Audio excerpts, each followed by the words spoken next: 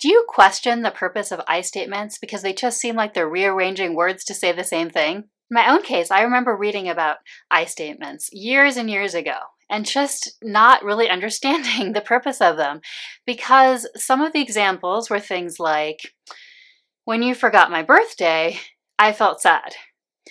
And, I can hear that I felt sad in there, but it still sounded to me like it was really just being very careful with words, but saying the same thing, which was, I took it to mean that the person forgetting the birthday had caused the sadness. And what I've finally come to figure out about I statements is that this was my own misconception, right? What I was doing was still thinking that the link was between what the other person did and causing the emotion.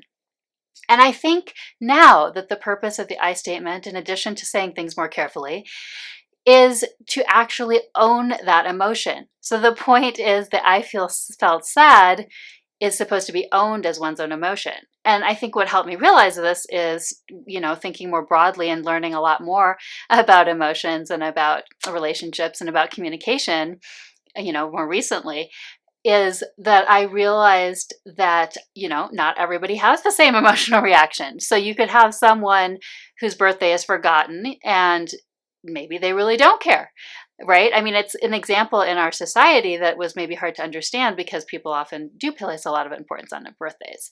But it is true that people have different levels of importance on different things. And so the key for me was really realizing that an I statement is communicating the linkage of when this happens, including something that someone else has done. This is how I feel, to give them information about your feelings and to see if, something can be done differently going forward. But you still yourself, the I statement giver, are owning that emotion. And so part of the purpose of finding that feeling, it's getting clear to find the feeling, of course. It's communicating, like I said, more clearly, but it's also that you're owning that emotion. And so I believe that is really the key to giving an I statement, that you also believe in the way that it is intended, which is that you are not blaming the other person for something. You are sharing your own vulnerability about certain circumstances and the feelings that are often linked to them for you. So hopefully you, as well as me, especially if you're struggling with them at all, like I did in the past, can now see the value of I statements sort of on this deeper level, even beyond the clear communication that they provide.